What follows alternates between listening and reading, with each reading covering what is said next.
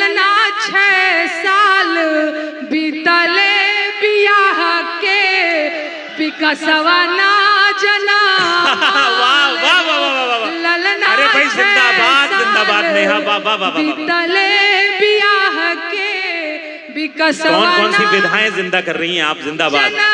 माले हो सोहर। ओके ओके बोल लीजिए आप। विकसवा काहे नहीं जन्म ले ये नहीं जानना चाहेंगे?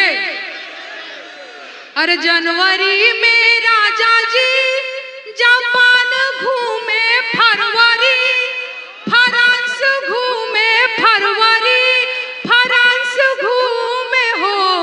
ललना बरहो मास घूमे ले विदेशवा विकसवा ना जनामाल हो। ललना बरहो मास घूमे ले विदेशवा विकसवा ना जनामाल हो। अरे राजा जी के गोदिया में मोर खेले कन्हिया पे, सुगा में ना चिराई चुरुंग खेले हो। ललना राजा मान भावे ना मनुष्यवा विकसवा ना जनामाल हो।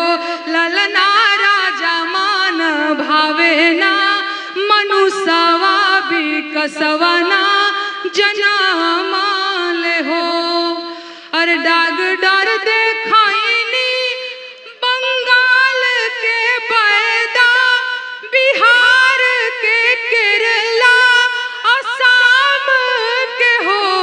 ओ झैती करैनी उत्तर प्रदेशवा विकसवा ना जनामाल हो।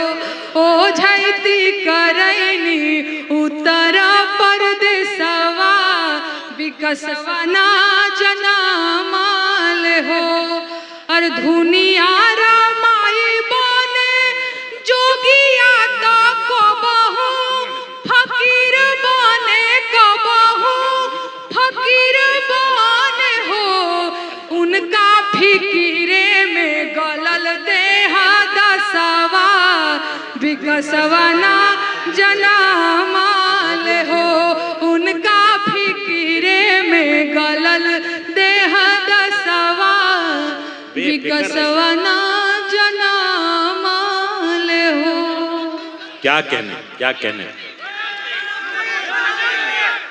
भाई ये पनौती क्या चीज है?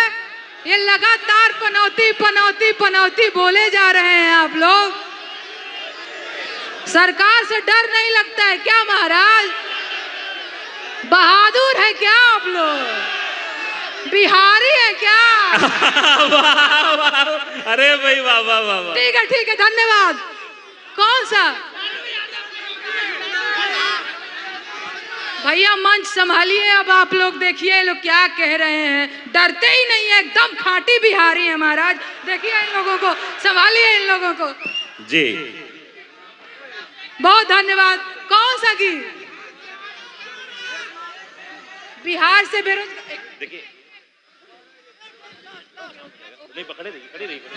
देखिए मैं थोड़ा सा बस उनको सांस ले लेने दीजिए। मैंने जाने को नहीं कहा है, रुकी हुई है वो।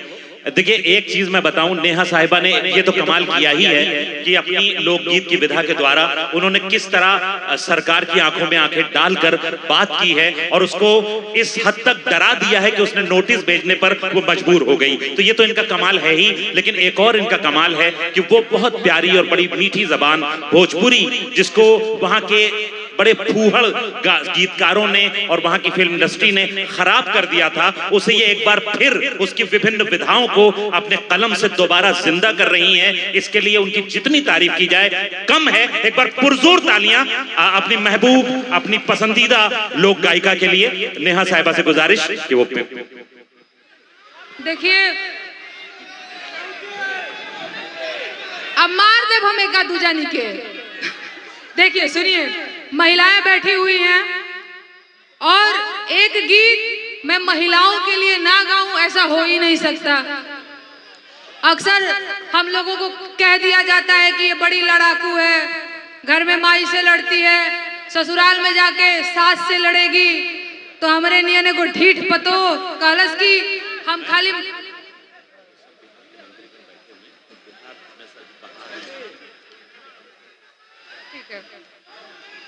तो मेरे ही जैसी एक ढीठ पतो है, वो कहती है खाली हम सास से नहीं लड़ेंगे, खाली हम ससुर भसुर से नहीं लड़ेंगे, हम चुनाव भी लड़ेंगे। तो कहती क्या है, अपने पति से कहती है कि ये जी रउए मुखिया बनीला, रउए प्रधान बनीला, ये जी हमरो बड़ा शौक करेला प्रधान बने के, हमारो मुखियाइन बने के बा, हमारो प्रधान बने के बा कि ना? नहीं, हाथ उठा करके ऐसे लजा लजा के बोलना से काम ना चली, प्रधान बनना है ना।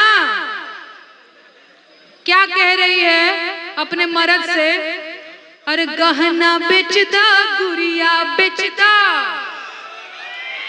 हरवा बेचदा, चूड़िया बेचदा, खेतवा धैदा, रेहन बलम प्रधान क्या कहने पिया प्रधान बनब, गहना बेचदा, गुड़िया बेचदा, हरवा बेचदा, चूड़िया बेचदा, खेतवा धैदा, रेहन बलम प्रधानी लड़ब, पिया प्रधान बनब। कैसे? अरे जितला के बाद हमार बैंकवा के खाता चरचराई हो, अरे गौवा जवार चाहे के तनो खिसियाई कचकचाई हो,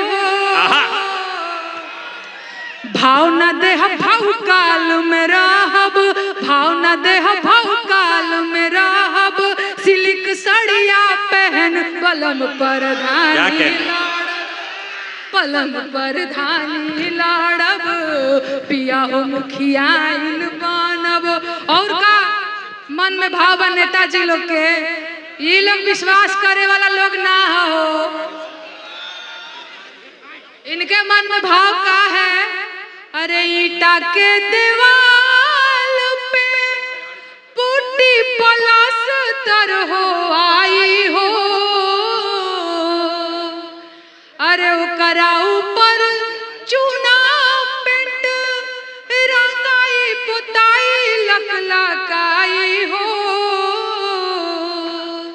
ए मुरबल मुए हो करे जा, ए मुरबल मुए हो करे जा, बदली रहन सहन बलम प्रधानी लड़ब, पिया हो प्रधान बनब। एक और बात, अरे दुबर पातर दहिया हमारे देखिए कुछ दीने में मोटाई हो, अरे थरिया में मुर्गा भात निकहन के सैया सर पोटाई हो, अरे बैठी बोले रो प्रधान कहाइब, बैठी बोले रो मुखियाइन कहाइब, बदली रहन सहन बलम प्रधानी लड़ब, पिया हो प्रधान बनब, गहना बेचदा, गुड़िया बेचदा, हरवा बेचदा, चूड़िया बेचदा, खेतवा धैदा, रेहन बलम प्रधानी लड़ब, पिया हो प्रधान बनब। लेकिन एक और बात, क्योंकि अब मैं बिहार में आ गई हूँ तो मुझे पता है कि यहाँ की जो महिलाएं हैं वो थोड़ी थोड़ी दुखी तो हैं अपने पतियों से, और क्या भाव है, अपने सखी से बता रही है कि देहिया गलल रे सखी, देहिया गलल रे सखी,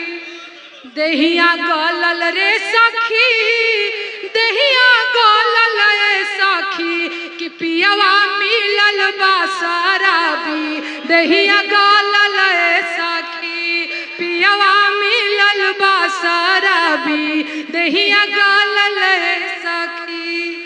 अरे कबो हरवा बेच के पिए, कबो चूड़िया बेच के पिए, हे कंगनवा बेच के पिए, हाँ नथियावा बच के पिए, पूरा गहने पे नंबर लगावे सखी, पियवा मिलल बा शराबी, दहिया गलल सखी। धन्यवाद। अब इजाजत दीजिए मुझे।